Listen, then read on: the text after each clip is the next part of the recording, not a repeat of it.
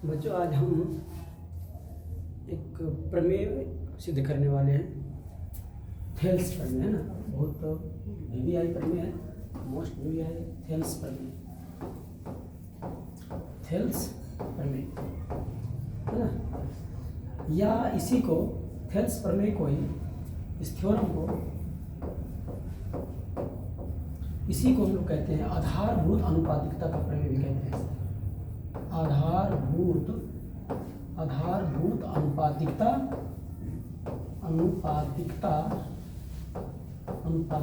प्रमेय।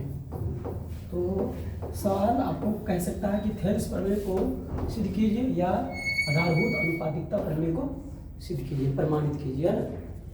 तो हम लोग देखेंगे कि ये सिद्ध कैसे होगा, प्रमेय जो है हल कैसे होगा, और हल भी ऐसा करना है, सिद्ध भी ऐसा करना है कि समझ में भी आपको रकम आने का जरूरत कम से कम पड़े ना। लेकिन प्रमेय एक बात सच ये है कि प्रमेय ऐसा होता है ना कि उसको कुछ ना कुछ मतलब समझ लीजिए एक तरह से रट्टा ही मारना पड़ता है, थोड़ा मोड़ा तो उसको आपको करना ही पड़ेगा। तो चलिए हम चलते हैं आधारभूत अनुपातिकता प्रमेय की तरफ, है ना। और आप लोग को बस एंजॉय करना है, इसको देखना है, ध्यान से देखना है। तो इसमें 5 स्टेप होते हैं। 5 स्टेप क्या क्या आपको लेना है, पहले ये याद कर लीजिए आप। सबसे पहले आपको लेना है साधारण प्रतिज्ञा। क्या लेना है? साधारण प्रतिज्ञा। 1 नंबर में ये हो गया। दूसरा नंबर में आपको लेना है विशेष प्रतिज्ञा। क्या लेना है? विशेष प्रतिज्ञा। दूसरा नंबर में होगी विशेष प्रतिज्ञा। तीसरा नंबर में आपको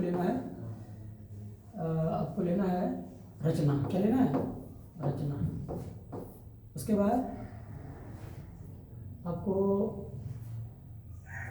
पहले रचना हो गया, उसके बाद सिद्ध करना है। पहले सिद्ध करना है, पहले लेना है सिद्ध करना है ना, पहले लेना है सिद्ध करना है, सिद्ध करना है। क्या सिद्ध करना है वो आपको लिखना पड़ेगा, है ना। उसके बाद आपको रचना थोड़ा सा करना पड़ेगा अगर जरूरत पड़ा तो, और फिर आपको उपपत्ति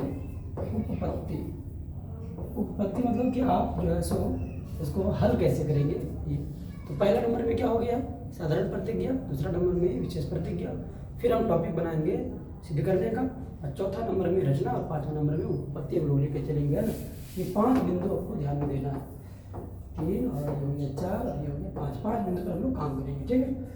तो चलिए हम लोग शुरू करते हैं। तो सबसे पहले क्या करना है, थेल्स प्रमेय होता क्या है? थेल्स प्रमेय किसको कहते हैं?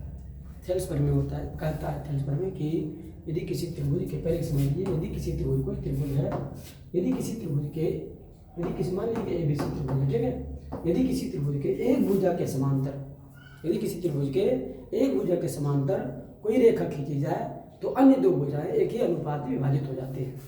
यदि किसी त्रिभुज के एक भुजा के समांतर एक रेखा खींची जाए तो अन्य 2 भुजाएं एक ही अनुपात में विभाजित हो जाती है। मतलब क्या हुआ, यदि किसी त्रिभुज के मान लीजिए ABC त्रिभुज है, यदि किसी त्रिभुज के एक भुजा के समांतर, किसके समांतर? किसी एक भुजा के समांतर, हम मान लीजिए कि BC के समांतर हम रेखा D खींच दिए, ठीक है, खींच दिए। तो यदि किसी त्रिभुज के एक भुजा के समांतर, यदि किसी त्रिभुज के किसी एक भुजा के समांतर एक रेखा खींची जाए, मान लीजिए एक रेखा खींचिए, क्या DE एक रेखा खींचिए, तो अन्य 2 भुजाएं, कौन कौन भुजाएं? ये वाला और ये वाला, एक ही अनुपात में विभाजित हो जाती है। इसका मतलब क्या हुआ, एक ही अनुपात में, मतलब कि AD बट्टा DB, अगर इधर AD बट्टा DB होगा तो सेम टू सेम वैसा ही इधर होगा AE बट्टा EC। ये कहता है प्रमेय। क्या कहता है ये प्रमेय? कहता है कि यदि किसी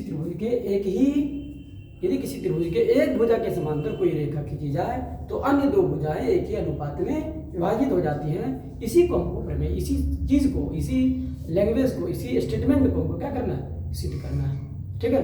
तो चलिए हम लोग चलते हैं। ये समझ में आया आपको क्या सिद्ध करना है? यदि किसी त्रिभुज के एक भुजा के समांतर एक रेखा खींची जाए तो अन्य 2 भुजा, ये वाला और ये वाला, अन्य 2 भुजाएं एक ही अनुपात में AD बट्टा DB बराबर AE बट्टा EC, इस तरह में क्या होता है? एक ही अनुपात में विभाजित हो जाती है, सेम अनुपात में विभाजित होती है, ठीक है। तो चलिए हम लोग आगे बढ़ते हैं।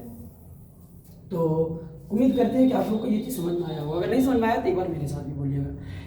क्या बोलना है?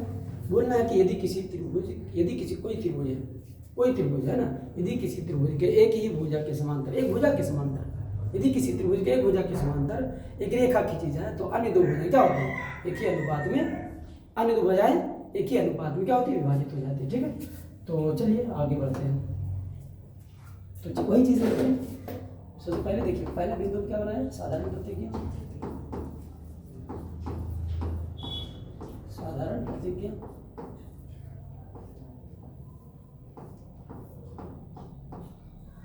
साधारण प्रतिज्ञा में क्या है कि यदि किसी त्रिभुज की एक भुजा के समांतर एक, इधर आधा छोड़ देंगे, ठीक है, एक भुजा के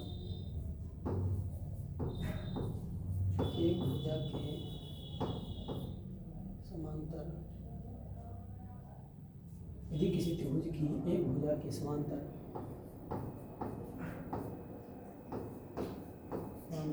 एक रेखा खींची जाए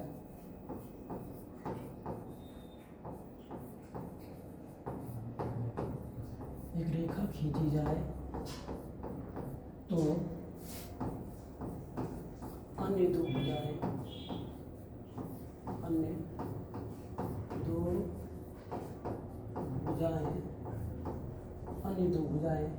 एक ही अनुपात में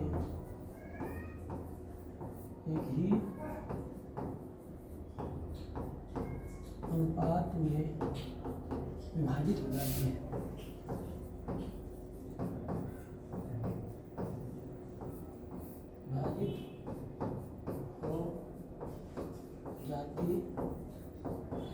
ठीक है, क्या लिखा है, यदि किसी त्रिभुज की एक भुजा के समांतर एक रेखा खींची जाए तो अन्य दो भुजाएं एक ही अनुपात में विभाजित हो जाती हैं। ये तो बात तो आपको याद करना पड़ेगा। चलिए, जैसे कि पहले हम त्रिभुज बना लेते हैं, है ना, एक त्रिभुज बना लिया हम, एक त्रिभुज बना लिया हम, यहाँ पे छोटा सा त्रिभुज बना लिया, ठीक है, त्रिभुज का नाम दे दिया हम क्या, ए बी और सी, एक समांतर रेखा खींच दी, डी और ई एक समांतर रेखा खींच दी, ठीक है, तो अन्य दो भुजाएं एक ही अनुपात में विभाजित हो जाती है। तो ये तो इसका खैर चर्चा हम जहाँ भी करेंगे। तो ये होगी साधारण प्रतिज्ञा। विशेष प्रतिज्ञा में क्या आएगा, विशेष प्रतिज्ञा में हम जो चित्र बनाए हैं उसको लिखेंगे, है ना, कि माना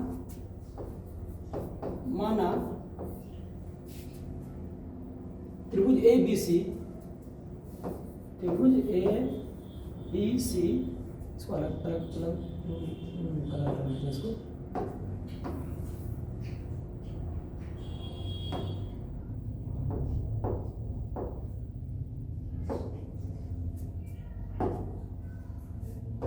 यहाँ पे लिखेंगे विशेष प्रतिज्ञा ना,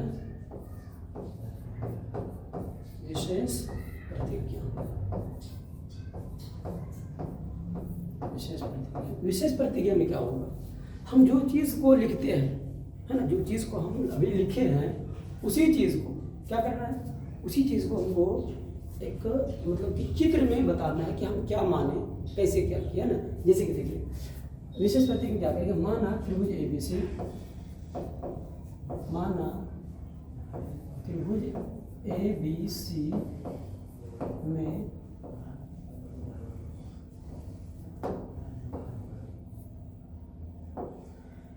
त्रिभुज ए बी सी में भुजा बी सी के समांतर, त्रिभुज ए बी सी में क्या की भुजा, माना त्रिभुज ए बी सी में भुजा बी सी के समांतर एक रेखा डी ई खींची, है ना। माना त्रिभुज ए बी सी में भुजा किसके समांतर, बी सी के समांतर, बी सी के समांतर एक रेखा माना त्रिभुज बी ए बी सी में भुजा बी सी के समांतर एक रेखा डी ई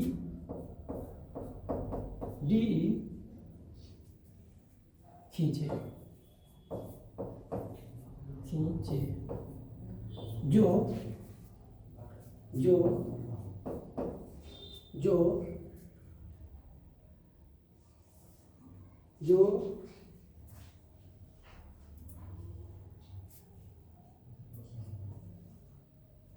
माना त्रिभुज बीसी, माना त्रिभुज बीसी में भुजा बीसी के समांतर एक रेखा डी खींचे जो भुजा ए बी एवं ए सी से क्रमशः, जो भुजा किससे, ए बी एवं ए सी से, ए बी एवं ए सी से क्रमशः बिंदु डी एवं ई पर मिलती है। देखिए अब क्या इसका मतलब समझ लीजिए। अब इसी चीज को, इसी चित्र को देख देख के यहाँ लिख देना है, अपना लैंग्वेज में लिखना है, इसको रटना नहीं है ना। ये देखिए एक बार याद कर लीजिएगा, ठीक। और ये जो लिखिएगा इसको नहीं रटना है। कैसे लिखना है, देखिए हम क्या किए, माना त्रिभुज ए बी सी में भुजा बी सी के समांतर एक रेखा क्या खींचे, डी खींचे। देखिए कैसे कैसे लिखे, माना त्रिभुज ए बी सी में भुजा बी सी के समांतर एक रेखा, कौन रेखा खींचे, क्या नाम है इसका, डी खींचे, जो भुजा ए बी एवं ए सी से, किससे ए बी, पहले ए बी लिखे है ना, ए बी एवं ए सी से क्रमशः, मतलब क्रम से, पहले किसको लिखे, ए बी, तो ए बी से क्या टकराया, डी बिंदु, ए बी एवं ए सी से क्रमशः यानी लिखा है क्रमशः, क्या लिखेंगे यहाँ, क्रमशः है ना, क्रमशः बिंदु डी एवं ई पर मिलती है, बिंदु डी एवं ई पर मिलती है। ये आपका विशेष प्रतिक्रिया हो गया। तो क्या किया, चित्र से देख देख के यहाँ पे लिख देना आपको, ठीक है ना। क्या लिखे, माना त्रिभुज ए बी सी में भुजा बी सी के समांतर, क्या खींचे, भुजा बी सी के समांतर एक रेखा डी खींचे, जो भुजा ए बी एवं ए सी से क्रमशः डी बिंदु एवं ई बिंदु पर मिलती है या टकराती है ना। अगला क्या करना, दो चीज हो गया, साधारण प्रतिक्रिया हो गया, विशेष प्रतिक्रिया हो गया। अब क्या करना है, अब दो चीज के बाद तीसरा बिंदु, हम पहले पांचों बिंदु लिखवा दिए थे, तो दो चीज लिखने के बाद आपको तीसरा में क्या करना है, सिद्ध क्या करना है, ये लिखना है। तीसरा में आपको क्या करना है कि आपको सिद्ध क्या करना है, तो सिद्ध क्या करना है, सिद्ध करना है। देखिए तो क्या लिखेंगे, तीसरा बिंदु में लिखेंगे सिद्ध करना है,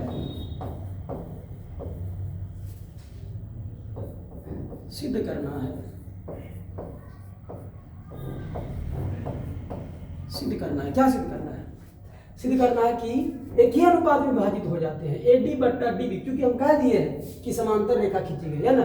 तो क्या सिद्ध करना है, ए डी बट्टा डी बी, क्या सिद्ध करना है, तो सिद्ध करना है ए डी बट्टा डी बी, ए डी बट्टा डी बी बराबर ए ई बट्टा ई सी, ए ई बट्टा ई सी। अब बताइए यहाँ तक में क्या प्रॉब्लम हुआ। पहले सबसे पहले क्या करना है, विशेष प्रतिक्रिया। हमारा जो थ्योरम होता है, क्या थ्योरम है कि यदि किसी त्रिभुज की एक भुजा के समांतर एक रेखा खींची जाए तो अन्य दो भुजाएं एक ही अनुपात में विभाजित हो जाती है। ये हमारा हो गया थ्योरम, ठीक है। क्या कहता है, यदि किसी त्रिभुज की एक भुजा के समांतर, यदि किसी त्रिभुज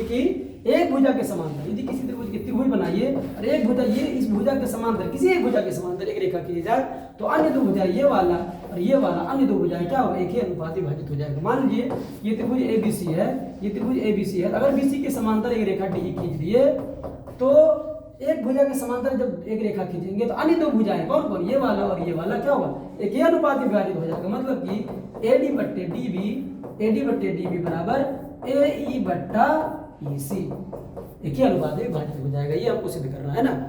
तो अगला क्या लिखते हैं, यहाँ तक तो ठीक है, आगे क्या होता है देखते आगे देखते, एक ही अनुपात में विभाजित हो जाता है। अब क्या करना है, रचना इसमें कुछ होता है। अब क्या करना है, इसमें रचना करना है मुझे। तो रचना इसमें क्या करेंगे, तो रचना, देखिए रचना क्या करना है।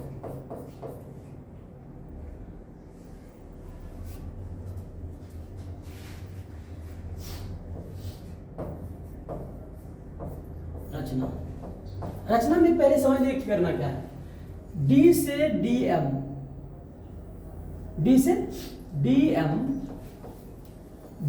DM तथा E से EN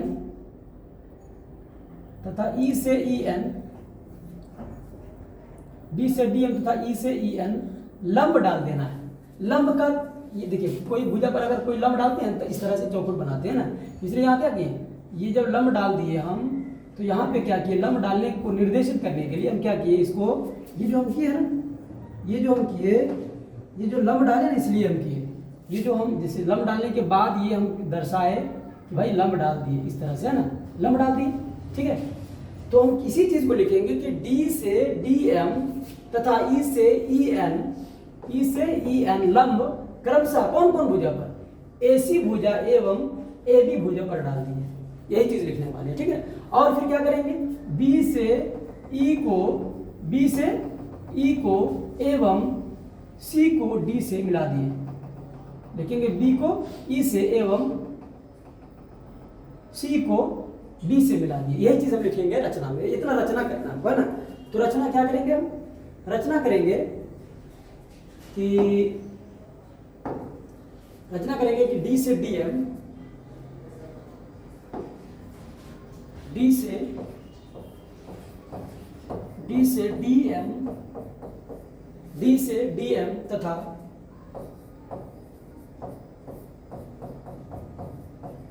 ई से ई एन, डी से डी एम, डी से डी एम तथा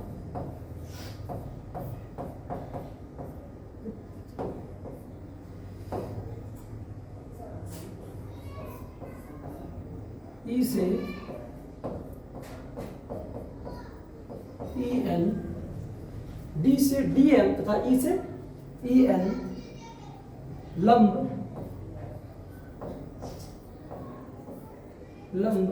क्रमशः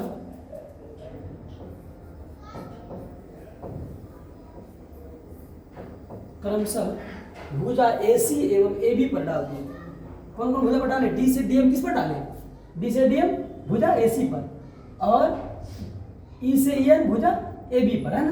तो यही चीज लिखे, डी से डीएम तथा ई से ई एन क्रमशः, क्रमशः मतलब क्रम से, तो डी से डीएम किस पर डाले थे, तो उसको पहले लिखेंगे, क्रमशः भुजा एसी, क्रमशः भुजा एसी एवं भुजा एसी एवं एबी, एबी पर डाल दिए, चलिए डाल दिए, यहां पे फुल स्टॉप में डाल दिए, डाल दिए, एक काम और करना है, डाल दिए तथा क्या किए, बी को ई से तथा और सी को डी से, तथा बी को सी से, बी को ई से, है ना, बी को ई से, बी को ई से, और क्या किए, सी को डी से मिला दिए, और सी को डी से मिला दिए,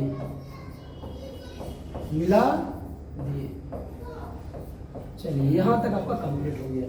तो चौथा पॉइंट हम लिख चुके हैं, क्या रचना की, डी से डीएम तथा ई से ईएन भुजा एसी और एबी पर लंब डाल दिए, तथा क्या किए, बी से बी और सी से सीडी, सी को डी से, मतलब डायरेक्ट दिए, बी को ई से और सी को डी से क्या किए, मिला दिए, है ना, बी को ई से तथा और सी को डी से मिला दिए। तो ये मेरा रचना हो गया, इतना रचना करना आपको, ठीक है। अब हम सिद्ध करते हैं, सिद्ध करने के लिए क्या करना पड़ेगा, देखिए थोड़ा सा। अब सिद्ध करने के लिए हमको क्या करना है, ये देखेंगे हम।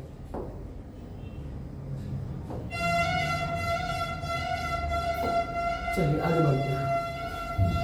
सिद्ध करने के लिए हमको क्या करना है, तो लिखना है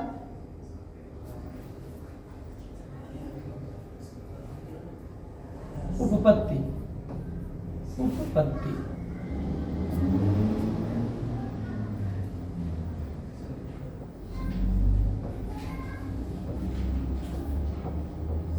उपपत्ति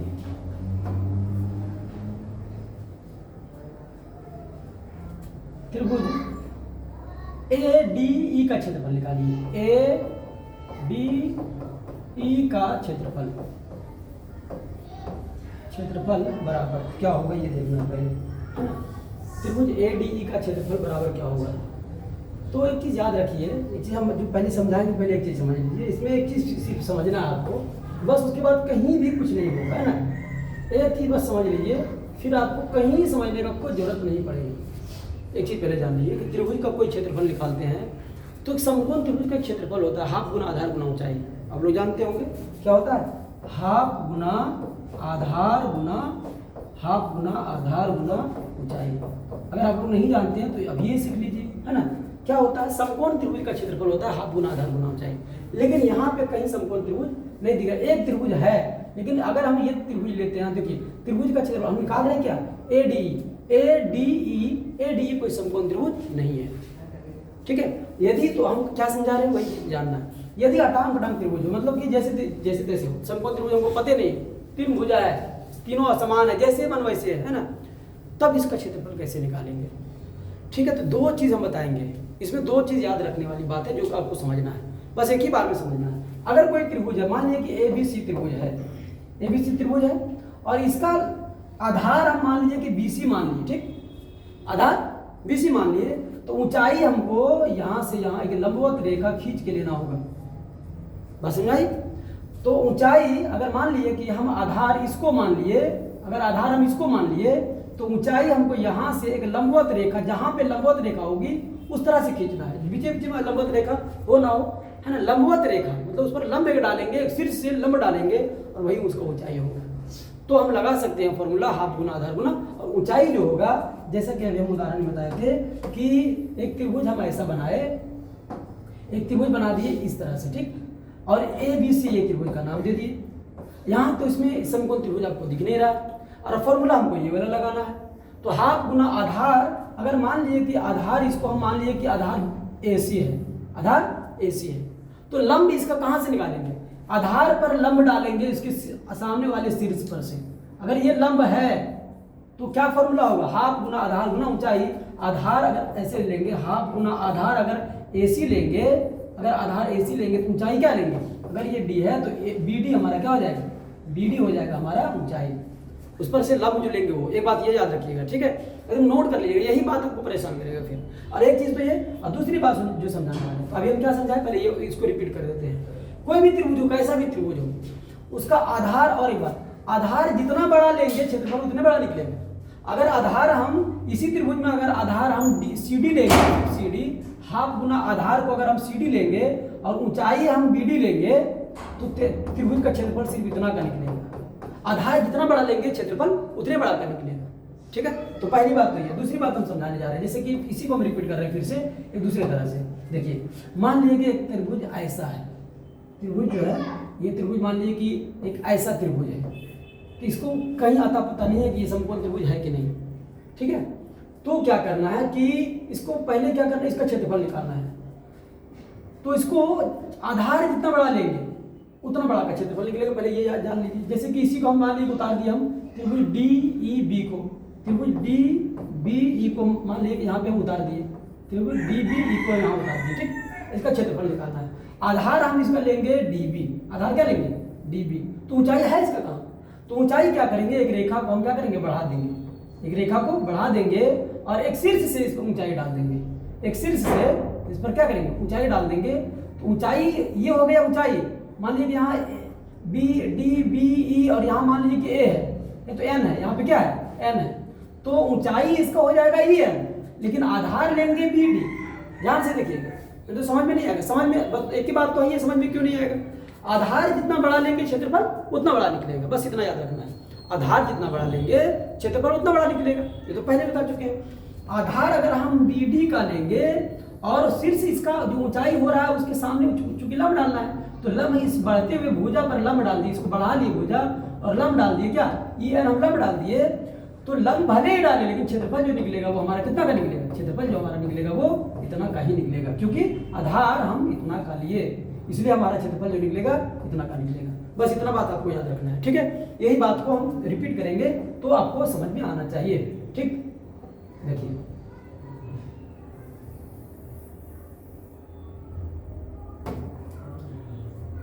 मिट गया ना।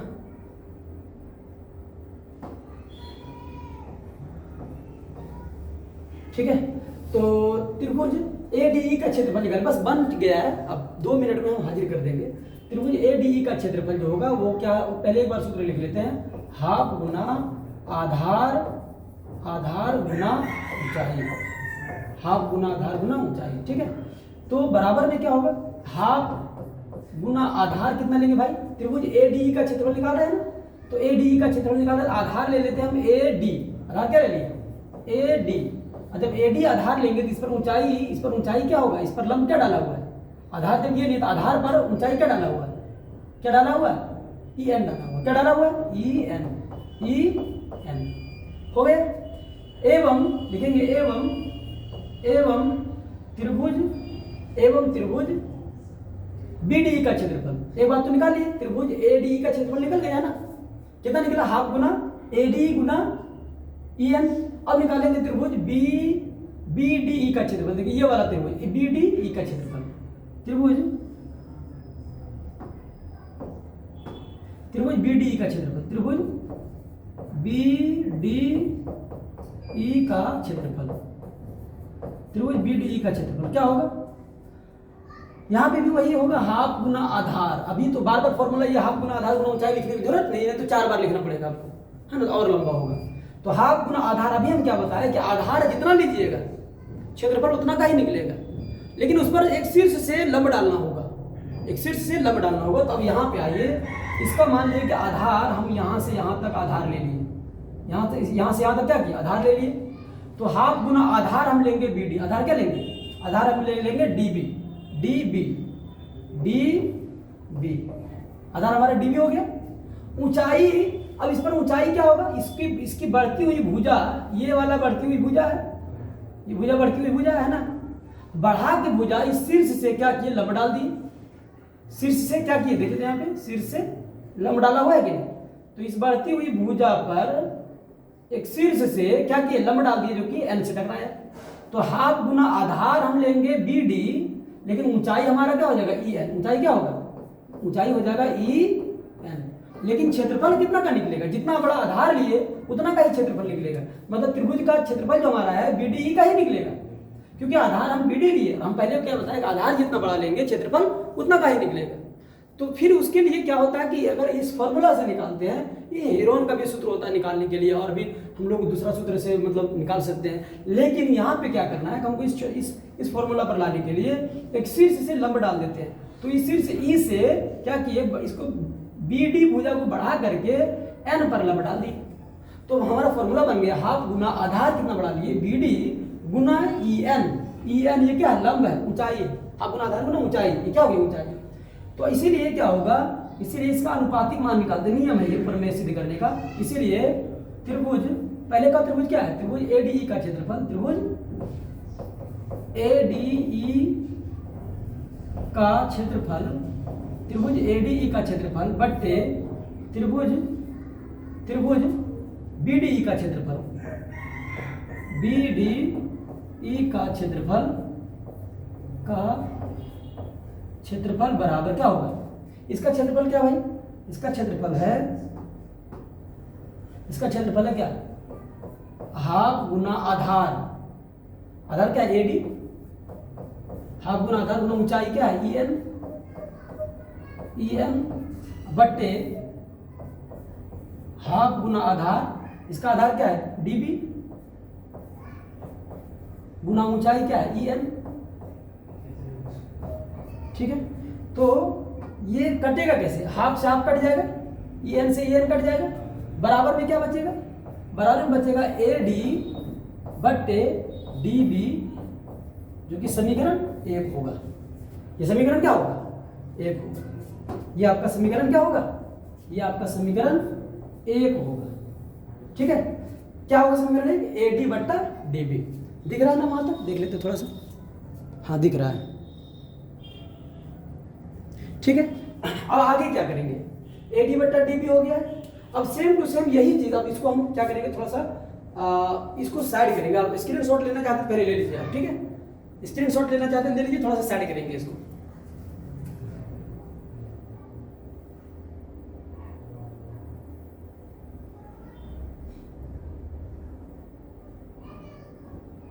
ठीक है, एक चीज तो निकल गया। अब दूसरा का चीज यहाँ पे फिर निकालेंगे। देखिए अब थोड़ा सा स्पीड में निकाल देते हैं, नहीं तो वीडियो बहुत लंबा हो जाएगा। ठीक, देखिए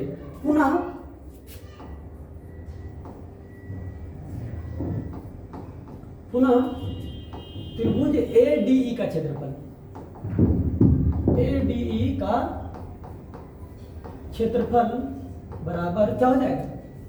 हो जाएगा हाफ गुना आधार। इस बार आधार क्या करेंगे, याद रखिए, ये चूंकि आपको याद रखना ही पड़ेगा। इस बार आधार क्या करेंगे, AE लेंगे।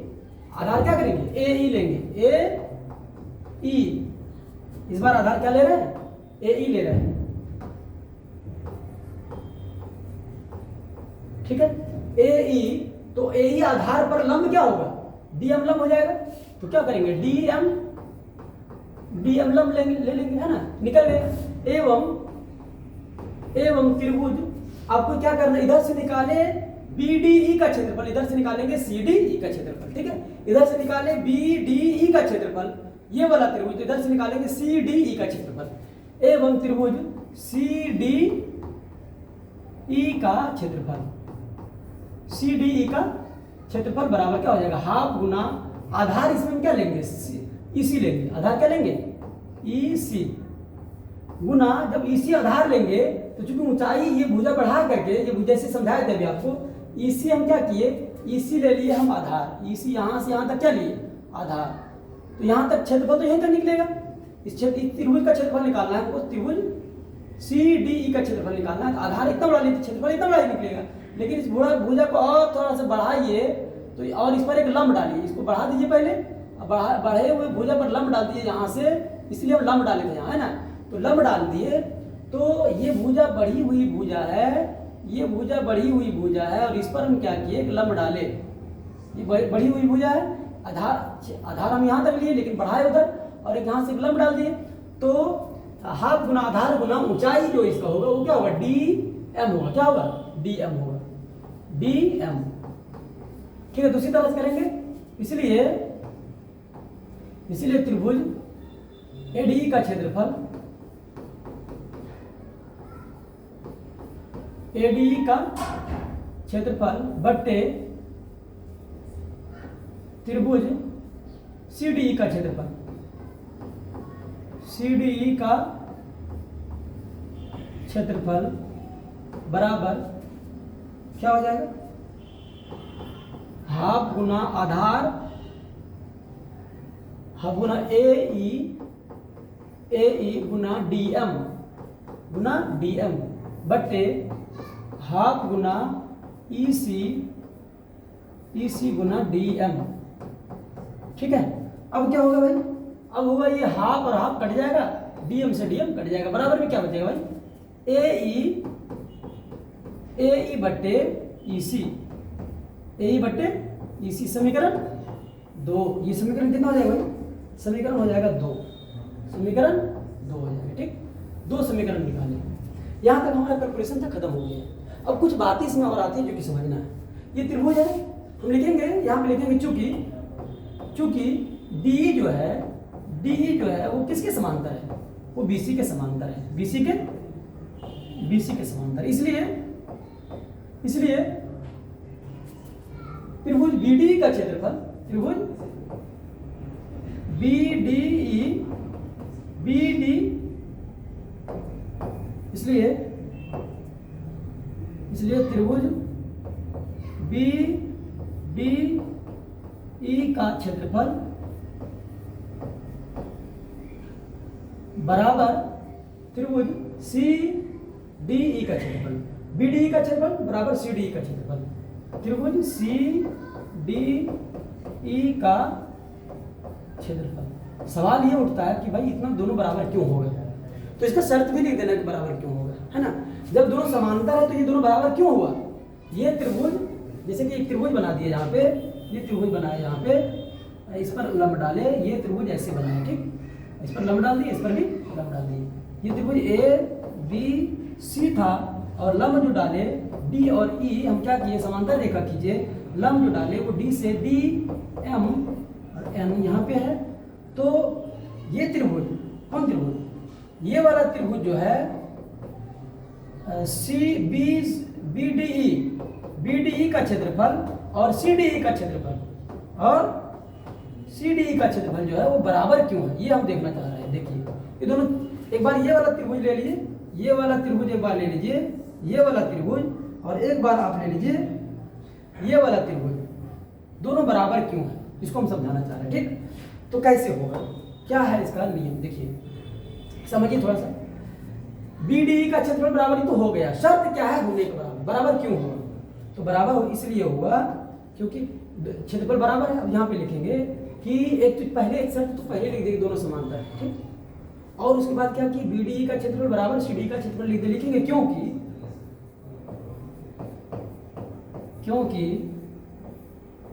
ये एक ही आधार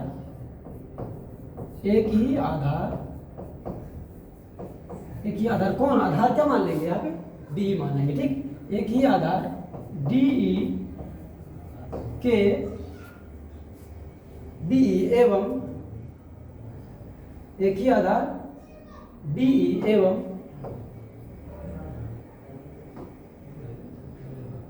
ये तो एक ही के जगह पर समान आधार भी लिख सकते हैं, ये समान आधार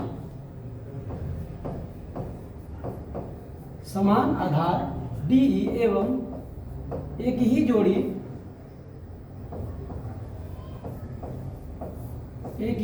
समांतर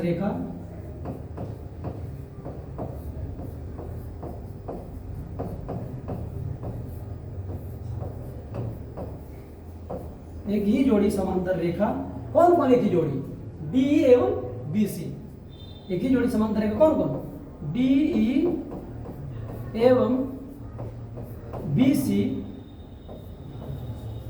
के बीच स्थित है,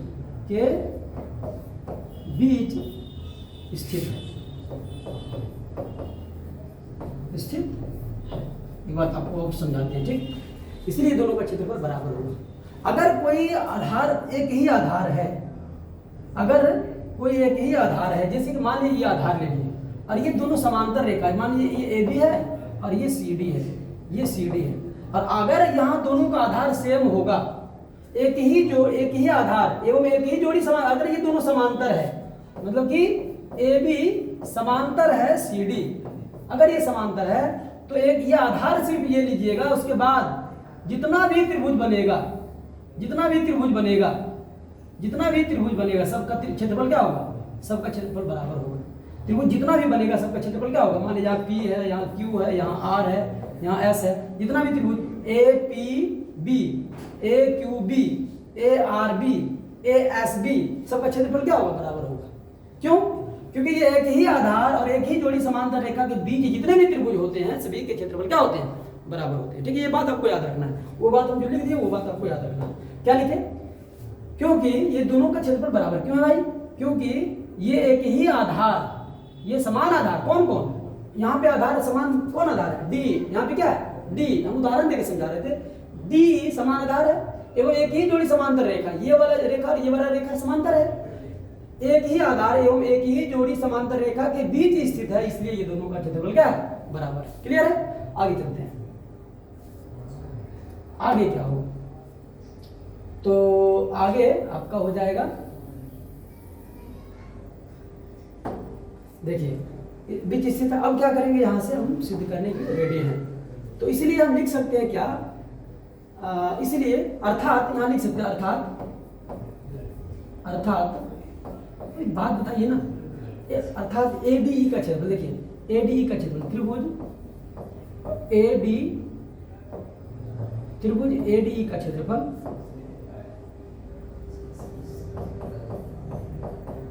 ADE का क्षेत्रफल, त्रिभुज ADE का क्षेत्रफल बट्टे त्रिभुज BDE का क्षेत्रफल, BDE का क्षेत्रफल, ठीक है, बराबर त्रिभुज ADE का क्षेत्रफल, ADE का क्षेत्रफल बट्टे त्रिभुज CDE का क्षेत्रफल, CDE का क्षेत्रफल, ऐसा क्यों? क्योंकि ये क्षेत्रफल तो ये त्रिभुज जो है, ये जो त्रिभुज है, ये त्रिभुज तो दोनों ऊपर वाला बराबर है। जो भी त्रिभुज का क्षेत्रफल आएगा ऊपर वाला वो तो हमेशा बराबर ना आएगा। दो मरतबा, एक मरतबा आधार ये वाला लिए, एक मरतबा आधार ये वाला लिए, लेकिन दोनों ही स्थिति में एक त्रिभुज का क्षेत्रफल अलग अलग आ सकता है क्या? नहीं आ सकता। लेकिन और ये वाला त्रिभुज जो है, ये नीचे वाला जो त्रिभुज है, नीचे वाला त्रिभुज बीडी का क्षेत्रफल और सीडी का क्षेत्रफल हम क्या किए? बराबर सिद्ध कर चुके हैं। मान लीजिए कि ऊपर वाला 5 है और नीचे वाला 3 है, तो फिर यहाँ भी क्या होगा? ऊपर वाला 5 होगा और नीचे वाला 3 होगा, तो हम दोनों बराबर कर सकते हैं कि नहीं? बिल्कुल बराबर कर सकते हैं, क्योंकि ऊपर वाला दोनों बराबर है। ऊपर वाला त्रिभुज एडी का क्षेत्रफल जितना तरीका से निकालेंगे भाई, क्षेत्रफल तो उतना आएगा ना, बराबर ही आएगा हमेशा। और नीचे वाला जो त्रिभुज है बीडी का क्षेत्रफल और सीडी का क्षेत्रफल हम यहाँ पे प्रूव कर चुके हैं कि दोनों बराबर है। शर्त भी लिख दिए कि बराबर क्यों है, ठीक है। तो इसलिए इतना बट्टे इतना, मतलब कि ऊपर वाला त्रिभुज एडी का क्षेत्रफल बट्टे बीडी का क्षेत्रफल बराबर एडी का क्षेत्रफल बट्टे सीडी का क्षेत्रफल होगा। क्यों? क्योंकि अगर मान लीजिए कि ऊपर का क्षेत्रफल 5 सेंटीमीटर स्क्वायर या 5 मीटर स्क्वायर है और नीचे वाले का 3 मीटर स्क्वायर है, तो इसका भी 3 मीटर स्क्वायर होगा ना। तो यहाँ 5 होगा तो यहाँ भी 5 होगा, यहाँ 3 होगा तो यहाँ 3 होगा, तो यहाँ भी 3 होगा, तो दोनों बराबर होगा ना। चलिए मान लीजिए कि हम यहाँ तक समझ चुके हैं, आगे बढ़ते हैं। तो क्या होगा? समीकरण 1 एवं 2 से आगे क्या लिखेंगे? समीकरण 1 एवं 2 से थोड़ा सा ऊपर कर लेते हैं और अब लिखेंगे समीकरण 1 एवं 2 से, समीकरण 1 एवं 2 से इसका वैल्यू समीकरण 1 में कितना आया था? देख लेते हैं। यहां पे देखिए एडी बट्टे डीबी क्या है? एडी बट्टे डीबी बराबर समीकरण 2 में इसका एडी बट्टे, देखिए एडी का क्षेत्रफल बट्टे त्रिभुज एडी का क्षेत्रफल।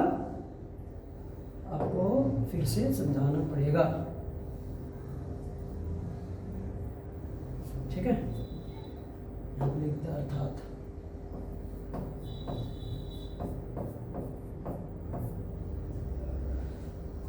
अर्थात त्रिभुज, ये त्रिभुज थोड़ा सा देखिए, थोड़ा सा ध्यान दीजिएगा इधर। यहाँ पे लिखिए क्यों? ये लिख दिया कि अर्थात त्रिभुज इतना का क्षेत्रफल बटे इतना का क्षेत्रफल, फिर त्रिभुज इतना का क्षेत्रफल बटे इतना का क्षेत्रफल। तो समीकरण 1 एवं 2, समीकरण 1 में क्या आया था? त्रिभुज एडी का क्षेत्रफल बटे त्रिभुज बीडी का क्षेत्रफल, त्रिभुज एडी का क्षेत्रफल बटे त्रिभुज बीडी का क्षेत्रफल। वैल्यू कितना आया था इसका? एडी बटे डीबी। तो इसका वैल्यू कितना लिखेंगे? 1 एवं 2 से कहा एडी बटे डीबी, क्योंकि इसका वैल्यू है एडी बटे डीबी। और इसका वैल्यू कितना है? त्रिभुज एडी का क्षेत्रफल बटे त्रिभुज सीडी का क्षेत्रफल, त्रिभुज एडी का क्षेत्रफल बटे सीडी का क्षेत्रफल। वैल्यू कितना है? एई बटे सीई, एई बटे ईसी, एई बटे ईसी, एई बटे ईसी। वैल्यू कितना है? एई बटे ईसी, एई बटे ईसी। ये तो हमको सिद्ध करना था, एडी बटे डीबी बराबर एई बटे ईसी। तो क्या लिखेंगे? प्रमेय सिद्ध हो गया, प्रमेय सिद्ध हो गया, सिद्ध हो गया। देखिए हम ये समझते हैं कि वीडियो थोड़ा सा लंबा गया है, लेकिन हम पूरा कोशिश किया आपको समझाने का, है ना। फिर से को एक बार क्या करते हैं, थोड़ा सा छोटा कर देते हैं। आप लोग एक बार चाहें तो स्क्रीनशॉट ले सकते हैं, ठीक है।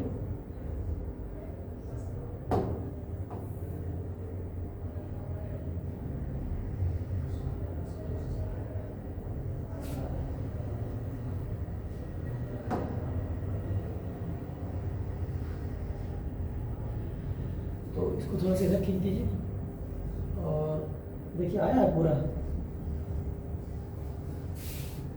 थोड़ा सा और छोटा करना पड़ेगा।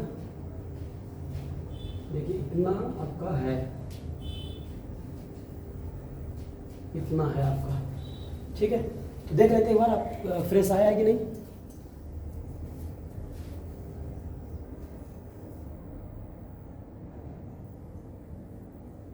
क्या फ्रेश दिख रहा है ना? फ्रेश तो दिख रहा है ना। और हम समझाए बाकी आपको, आप शुरू से समझाते गए हैं और वीडियो भी बहुत देर का हो गया, लगभग 40 मिनट से प्लस का वीडियो हो गया ना। तो उम्मीद करते हैं कि आपको ये प्रमेय आपको समझ में आया होगा, है ना। किताब में ये प्रमेय आपको भारती भवन में मिल जाएगा। पेज नंबर अगर आप देखना चाहते हैं तो थेल्स प्रमेय आपको भारती भवन में मिल जाएगा। कहाँ पे? पेज नंबर हम बता देते हैं, G2, है ना। भारती भवन मैथ में, भारती भवन भारती भवन मैथ में कितना मिल जाएगा? क्लास 10th का है ये, क्लास 10th का है ना। पेज नंबर कितना आपको मिल जाएगा? ये G2 में मिल जाएगा। G मतलब जियोमेट्री है ना, G2 में ये आपको ऊपर में मिल जाएगा। शुरू से G2 से G2 और G3 में दिया हुआ है, ठीक है। तो हम उम्मीद करते हैं कि आपको ये समझ में आया होगा। और इसी तरह का हम टोटल प्रमेय, आपको जो इम्पोर्टेंट प्रमेय है वो हम इसी आपका जो सदाम सर ऑफिशियल है इसी पर हम देंगे। और इम्पोर्टेंट इसमें जो इम्पोर्टेंट ऑब्जेक्टिव है कुछ चैप्टर्स का लगभग चैप्टर्स का हम दे चुके हैं। कुछ लाइव क्लास का भी हम चला चुके हैं। और हम जुड़ते हैं फिर शाम 6 बजे से हम रोज़ जुड़ते हैं। और अगला जो है सो वीडियो हम और भी देने का कोशिश करेंगे। ये पूरा वीडियो देखने के लिए आपको धन्यवाद।